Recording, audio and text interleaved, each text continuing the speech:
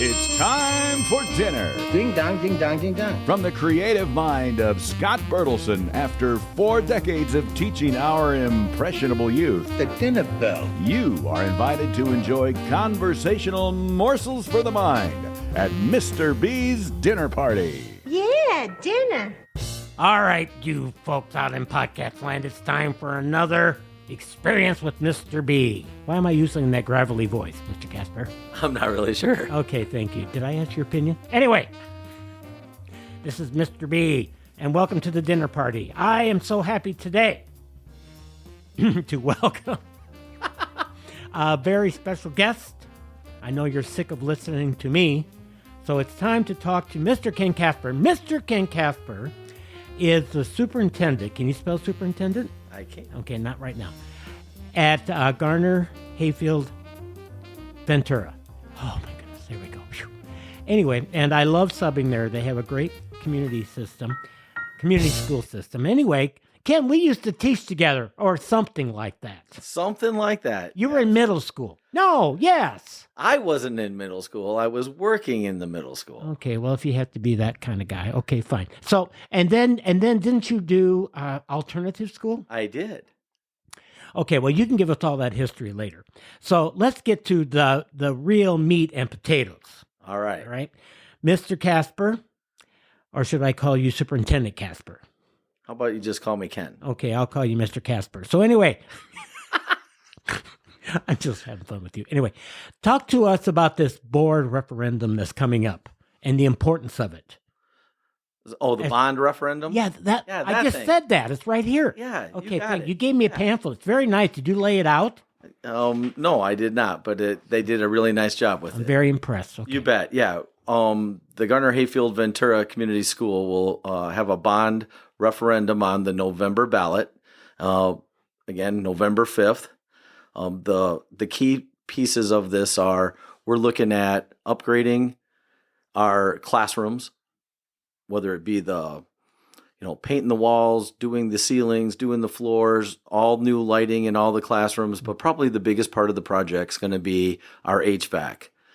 Currently, we're looking at both buildings, both the PK 8 building, and just to kind of give you a little history on that building, currently, none of the building has what I would call up to code, proper ventilation, humidity control, air control in that. And so we would be looking at a total revamp of addition of HVAC in that whole building.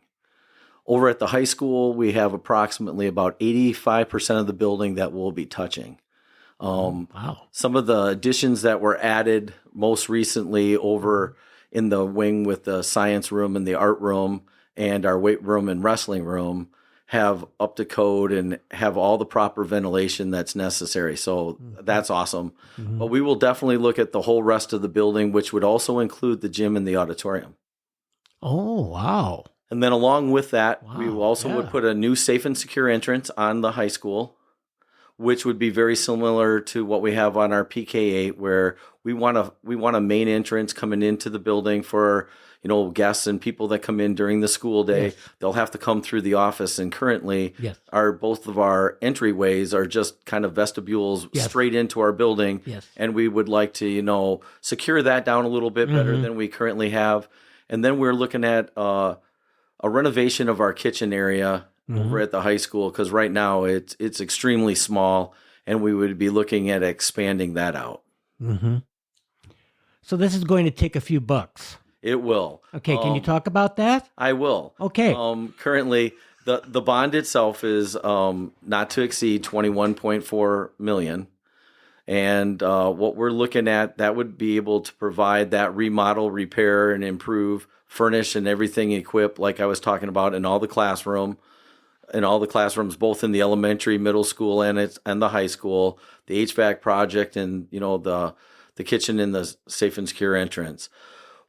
About a year ago or so, about actually a couple of years ago, we were looking at this project. It really started over 2 years ago for us. And the very first piece of evidence that we brought in is we did a long-term facility study from the district. It's about 180 some pages deep, and it looks at, we had mechanical engineers, civil engineers, electrical engineers come in, and they went through everything and they grade everything out.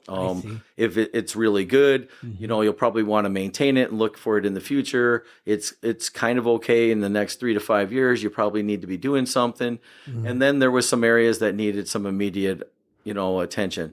And these 4 things rose to the top because a year ago we were looking at possibly doing a bond, and we had a little bit more expansive project going on.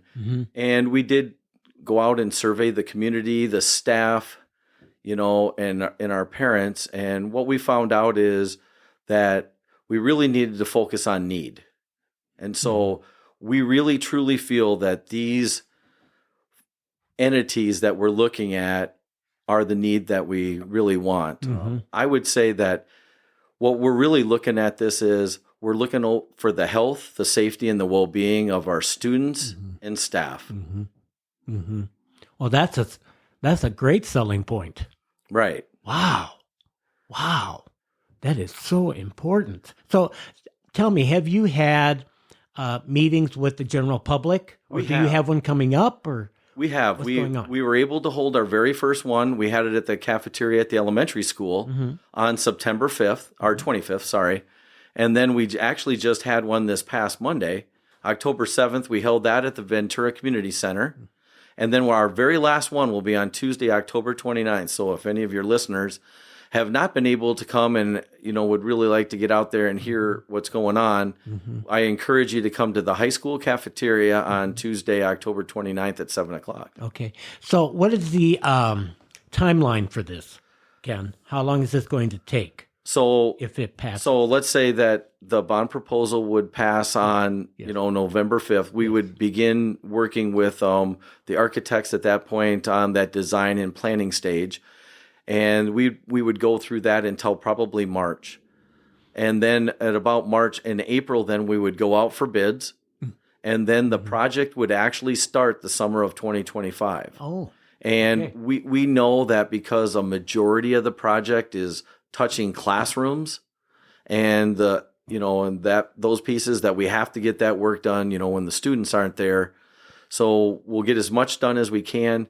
What we would look at is the safe and secure entry, some of our current courtyard stuff. Those things could possibly be worked at, around that 11-month time zone in between. And then the remainder of it would be done in the summer of 2026. That would be the projected hope. Okay. Yep. Wow. So what's the general feel that you're picking up from people about, do they see the importance of having this done, the general public? I think the feedback that we're getting at this time is that we listened and we understood from the board's perspective that they understood that it was want over need, and that's where the district would like us to go. And, and it's called a community school district for a reason. Yes, that makes a whole lot of sense. So if I were a taxpayer in town, how is this going to affect me? So currently, I guess everybody would be a taxpayer, homeowner, right, property tax. Right. But, if you think about it like this, our Yes. current tax rate is probably the second lowest it's been in the last 12 years. Oh, okay. The only lower time was during the time of the consolidation with the sharing and the incentives that occurred there. And what we're looking at is an 85-cent increase. That's the taxpayer increase. It's a $2 levy, but an 85-cent tax impact on that. And that would raise the current tax rate to $10.72, which in our area is moderate. There's some definitely a little lower, there's some a little higher, but I can also say that over a 12-year span, and it's one of the slides that we show people at the community meetings, is over a 12-year span, it's still lower than most every year. Okay. Sure. And I think the best way to look at this is if you have a $100,000 assessed home, your tax increase would be in a year would be $35. Well, that seems reasonable. Right. Yes. And so and if Very you use your multiplication and just go up by hundreds of thousands, a $300,000 home in the Garner-Hayfield-Ventura district, the increase in taxes in a year would be $114. Okay. But a very, very wise investment. Absolutely. And, and if you really, one of the things that I think is important to understand, and we've talked about this, the questions come up at the community meetings or out in the public, you absolutely have to look out for the health, safety, and the well-being of our people. Yes. And right. Again, there's not one thing in here. Even the kitchen piece, you've subbed there before, and you have actually seen our kitchen nutrition staff actually has to prep food out in the hallway because there's I have seen that. There's absolutely no space for that. And even that comes into play. Again, not a lot of fluff. Actually, no fluff in the project. And so, I actually had the opportunity to, visit with some other groups about that. And one of the questions that they asked is, what would happen if this didn't pass? I can tell you from the board's perspective and my perspective as a superintendent, we will actually come back next year with the exact same proposal. I see. Because it's that important to get this work done. Yes.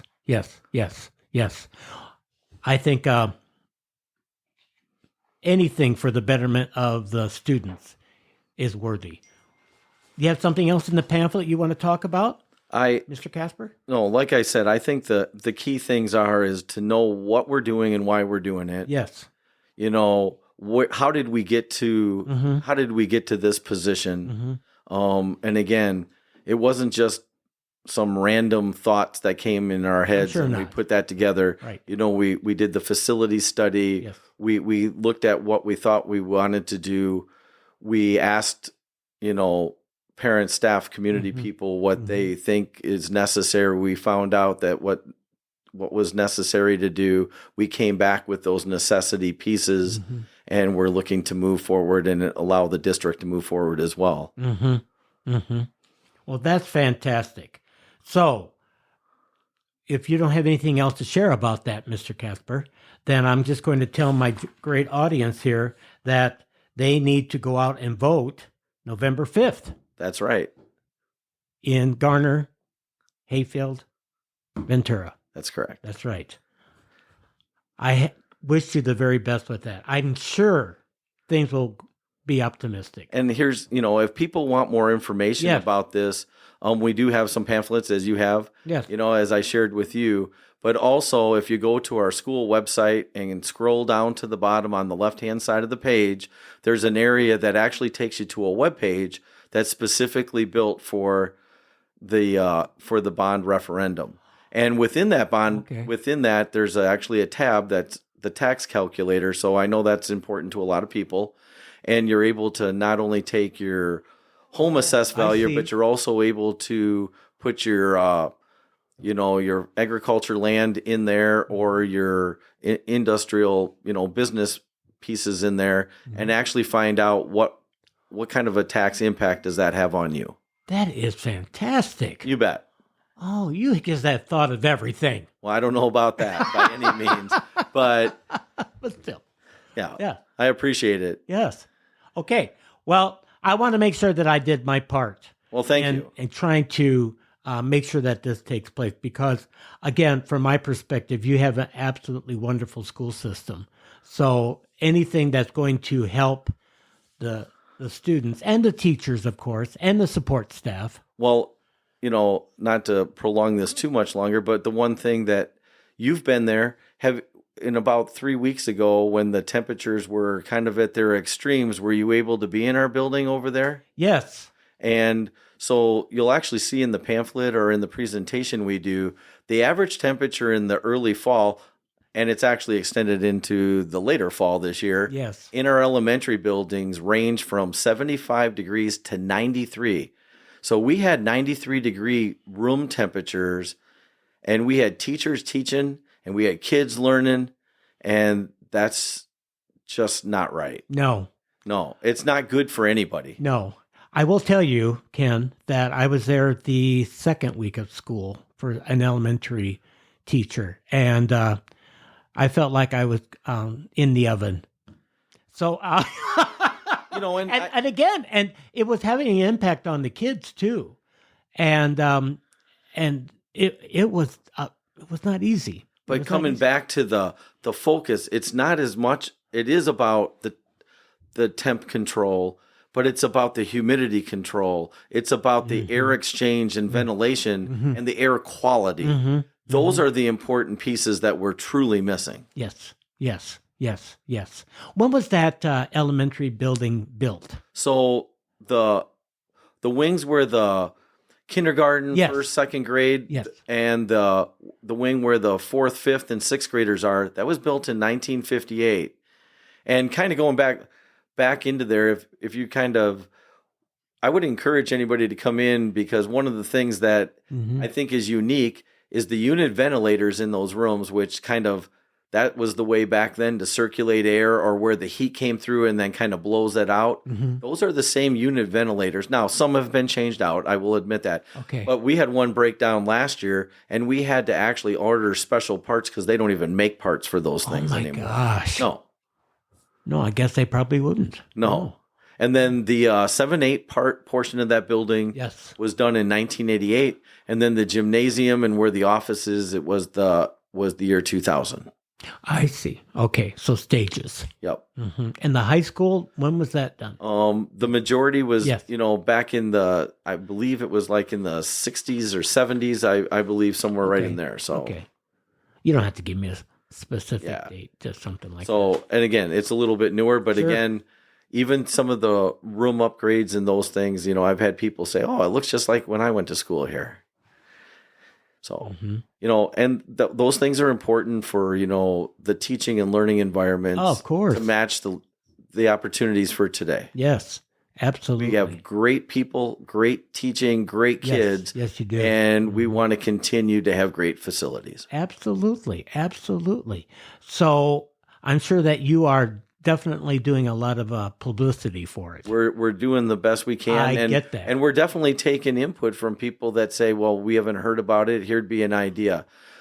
Just to give you an idea on that, at one of the recent meetings that we had, they said, it'd be nice if you mailed something out to everybody. And actually, on my way over here, I just okayed a postcard that will go to every resident in our district. And we packed it full of as much information as we can without making it too much, if that makes any sense. It does make sense. So we listened and we heard. And again, I've reached out to different people and different groups. If I'm more than willing to come out and talk to individuals or groups, whatever it may be, to help at least, because in my eyes, the best thing we can do is provide the education on it and provide the information. And that way people, when they do go to the polls, are making educated decisions. Exactly. So are you going to go around with the bus and pick up people then on election day? No, we're not. And serve donuts and coffee? No, we're not. Oh, my goodness. Well, people do a lot for coffee and donuts. I just wanted you to know that. Okay, well, I'll take it into consideration, but I don't think it's going to happen. All right, thank you. Hey, Warrior fans, Troy Thompson here, president of the Waldorf Gridiron Club. And I want you to help us rise from the ashes. Think about it. The ash trees that surround Bullstorf Field for the last 20-plus years have all been infected by the emerald ash borer, and that has caused them to die out, which means they have to be removed and replaced. The Waldorf Gridiron Club has taken it upon ourselves to make that happen. Imagine stepping onto Bullstorf Field, where you are immediately enveloped by a breathtaking canopy of 60 magical golden trees. These trees are not just a tribute to nature's beauty, but a testament to resilience and renewal.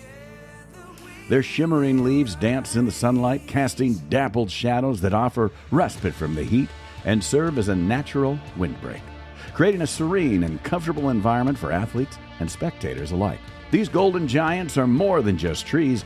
They are living legacies that will grace our campus for generations, each one symbolizing the enduring impact of your generosity. By helping us plant these magnificent trees, you are contributing to a future where beauty, peace, and memory intertwine, ensuring that our community rises from the ashes stronger and more united than ever. We will rise. Join us in this noble endeavor and let your kindness be etched into the landscape of our campus forever. The Waldorf Gridiron Club is excited to announce a meaningful opportunity to contribute to the tree restoration plan at Bullstorf Field and Beebe Track. We are partnering with an Iowa vendor to purchase ginkgo trees, known for their resilience and beauty. Each tree will be delivered in ball and burlap style with a substantial 3-inch caliper size, standing 10 to 12 feet tall upon arrival. That provides immediate aesthetic and environmental benefits to the field. To ensure the trees thrive, each purchase includes a 35-gallon watering bag, delivery, planting, and maintenance, all for just $600 per tree. As a 501c3 organization, we invite you to help us create a lasting legacy by donating one or more trees. Together, we can transform our landscape and rise from the ashes. Let's ensure our trees are planted in the spring of 2025. Just visit WaldorfGridironClub.org. There'll be a link in the show notes. Select the donate button and enter hashtag Rise from the Ashes in the notes so we know where you want your money to go. Donations should be made by the 1st of January 2025 to assure delivery in the spring. Thank you, and forever and always, go Warriors. All right, now, Ken, since I've got you in the hot seat, All right. tell us a little bit about your tenure at Garner-Hayfield-Ventura. How long have you been there as superintendent? This is my 4th year as the What? Yeah. Wow. It goes fast, right? Everything does. No, it's been great. Yes. You know, I was down in southern Iowa prior to coming here. This is kind of where I grew up. This is where my first teaching opportunities were, and I think I've shared that with you. My very first teaching opportunity was in Ventura. I was the middle school and high school science teacher, coach cross country and coach track back in the late 80s at the high school there. My So it's like coming gosh. full circle. It's a is. great opportunity. And you don't do any more coaching? Not anymore. No. Don't you have any time in your schedule for that? I doubt it.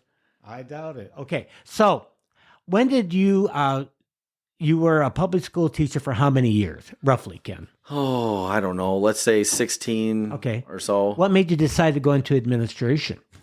I had some really good administrators. Ah. And Okay. I'll be honest, I was probably like a lot of young teachers, like, man, I just got done with school. This is enough. You know, I got to pay back what I have. You know, I enjoy what I'm doing, you know, and just having that interaction with the kids. This is, you know, and that is the truth, though.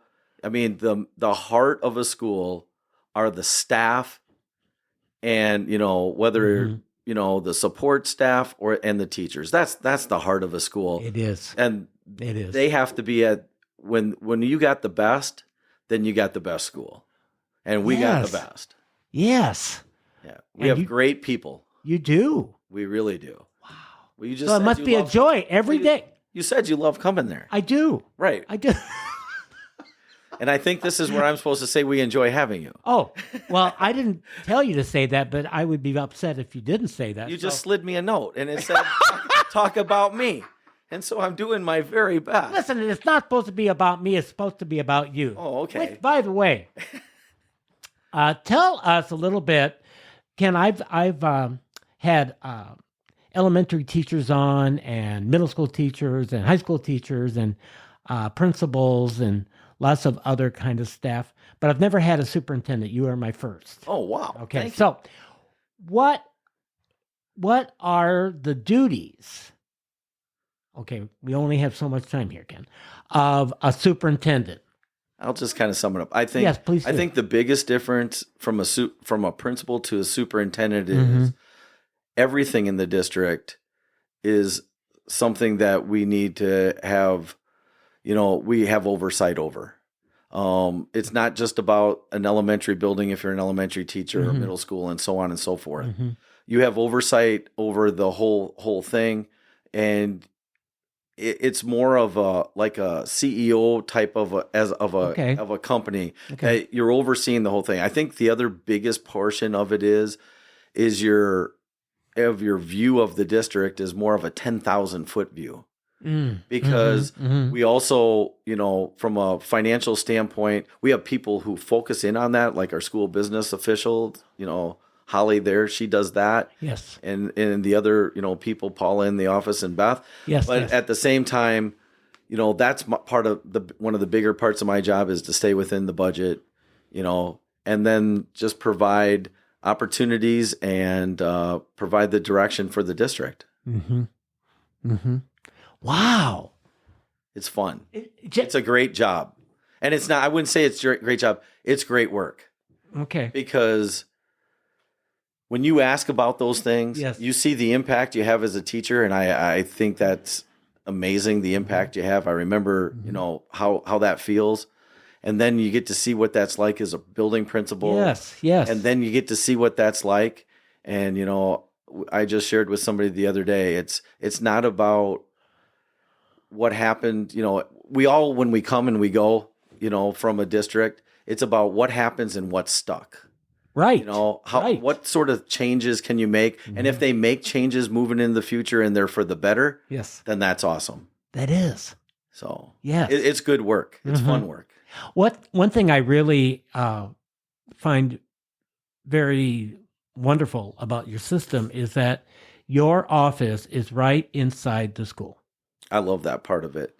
And so, yes, I try, and it doesn't happen every day, but I try right. to be out and about right. early in the morning. Yes. And just kind of, visit with some teachers, but also get to see the kids coming in and going. Mm-hmm. And it gives me opportunities to just, we're only about 3-4 blocks away, to buzz down to the other school. Yes. But, when I want to take a break from whatever I'm doing in my office, mm-hmm. it's really nice just to walk around the building and see what's going on. Oh, I'm sure. Yeah. Yes. How do you keep all those names straight of all the teachers and the support staff? It's not that easy. I'm 65 and I can't remember my name. Yeah. So I don't know. I commend you for that. No, it like I said, I couldn't see myself doing anything mm-hmm. else. Do you want to talk about your school board and how wonderful they are? They are wonderful. Okay. Mm-hmm. As you mentioned, I've been here 4 years, mm-hmm. and You mentioned that. Yeah, I did. We've been able to do surprised. some great things because from a school board's perspective, their mm-hmm. job is oversight. Yes. Policy and oversight. That's what they do. Mm-hmm. And, one of the things that I can commend, the Garner-Hayfield-Ventura School Board about is that's what they do. They allow the people to do the work, and they provide the opportunities for us to be able to do that. At the same time, listen, and they move in a direction which they truly believe is best for the district. One of the things that I believe all school boards do is they're making the best decisions with the information they have at that moment. Great way of putting it. Yes. Wow. That is really something. So what time's your day start? Are you at school like at 4 a.m? No, I'm there by 6. Okay, I want to ask you something, Mr. Kasper. All right. Now, are you the person, you alone, who makes a decision about whether school is canceled because of snow? How does that work? How does it work? Yeah, give us a skinny on that. Like you want to know the real? I want the real story. Like you think we have an app on our phone or something? I don't know. I've never known. I will tell you, there's an awful lot of communication that goes on. Well, what's the chain of command?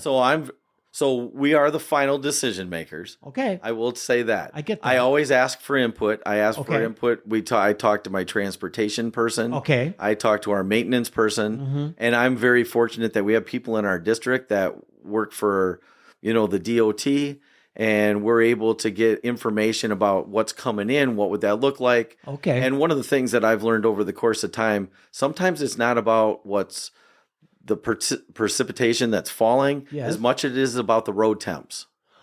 And what the day could be like moving forward, and the road temps. And probably in the back of your head, you're probably thinking, are you making these all by yourself? And we're absolutely not. I will tell you that on a weather day, there's probably 8 to 10 other superintendents you're talking to. What's going on in your area? What do you think you're going to do? And that way we're trying to make the best decision. And one of the things I can honestly say is we really hope that we're making decisions based on safety. Absolutely. So I'd much rather have somebody laugh at me yes. because it cleared up yes. than I would the other option. Totally agree. Yep. Totally agree. Wow. It's probably one of the more stressful things. Oh, I My guess first year as a superintendent, I was down in southern Iowa, and I'm thinking, this is going to be awesome because they don't get as much snow. Well, they might get a little ice. I had 12 snow days my first year. 12. 12. Yeah, that's a lot, right? Oh, my gosh. That's uncanny. Yes. Yes. So I got a lot of experience the very first year. And last year was great. I think I had two snow days, but remember, we got out 2 days before we didn't even start school for 2 days last year because of heat. That's right. And we had one this year already. That's right. So we've already missed 1 day of school. Yes. See, I'm already a day ahead of everybody else. And not everybody, but some.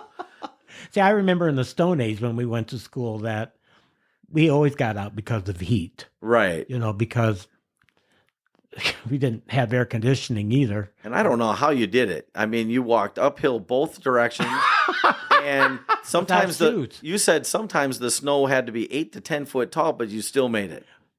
I remember you telling me about that. I have that strength. But I have that fortitude. But it was awful nice that the horse was able to pull the sleigh and get you to school on time. My father did not give me a horse. I had to stand at the end of the lane. I had to roll over snowdrifts, Mr. Kasper. Yeah, well, get on the bus. Roger would have done that to you. Oh my God, you know Roger. I do. We won't get into that.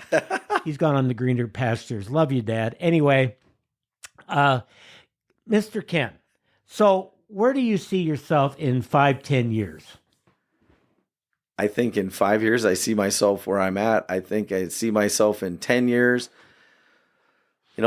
eventually retiring and being able to spend time with grandbabies and they won't be babies anymore, but grandchildren. And all right. Now you just open up another door. Okay. Tell me about your grandbaby. Do you have grandbabies now? I have 2. What? Zoe and Brock. Oh. They're 3 years old. So I'll tell you a great story. Okay. Today, I got to watch them on, FaceTime. Yes. They live in Florida. Yes. And they're not in the direct hit of where the hurricane is, but their dad had them filling up a cooler with water. And I said, "What are you doing?" And I was watching them. They'd go to the refrigerator, they put a little water in, then go over to the cooler and dump it. He said they've been doing it for a half an hour and he's going to let them do it as long as they wanted. Because they couldn't go to what they call school today because there was no school today. No. Well, listen, they even closed Disneyland. I know. Disney World. That's right. Whatever they call it. Yes. Oh. So that's, something's happening. So let's keep our prayers that things work out there. Absolutely. So anyway, do you get down there much to visit or not? I try to get down a few times a year and definitely see those precious grandbabies that I have. Oh. I wish I had some, but that's another story. Okay. So anyway, so that sounds great. So you're a happy grandfather. You're a happy superintendent. That's right. So I can put the adjective in front of all your different occupations that you have. Happy. Happy. Yeah. That's right. Mm-hmm. Yeah. Okay. Well, speaking of that, Mr. Happy, I think we're at the end of our program. Is there anything in a final statement you'd like to make about the board referendum that's coming up on November 5th? I think the big thing that I'd like to just finish, just remember, this is all about students, all about staff. It's about staying healthy, being safe, and the well-being of our employees and our kids in our district. Well, you got my vote. Thank you. But I don't vote for that, so okay. Okay, well, thank you. But anyway, emotionally, I support you. So anyway, okay, folks, you heard it right there. Mr. Ken Kasper, Superintendent of Schools at GHV, who is now experiencing a coughing fit. So very much always enjoy speaking with him. And I do hope that if you're in the Garner-Hayfield-Ventura school district, please, please, please, please, please, even though Mr. Kasper will not be bringing around the bus and picking you up, he wants you to go and vote for this. So let's have a positive, huge turnout for this. Okay, folks, that's Mr. B at Mr. B's dinner party. I'm going out now with Mr. Kasper for coffee and donuts. So until we meet again, bye-bye. Mr. B's Dinner Party is hosted by Scott Bertelson, edited and produced by Troy Thompson, recorded and distributed at Sunnyside Farm Studios. Music is provided by Soundstripe and platformed by Buzzsprout. Like our page on Facebook, subscribe so you never miss an episode, and share with your friends. Listen and enjoy every other Wednesday conversational morsels for the mind on Mr. B's Dinner Party.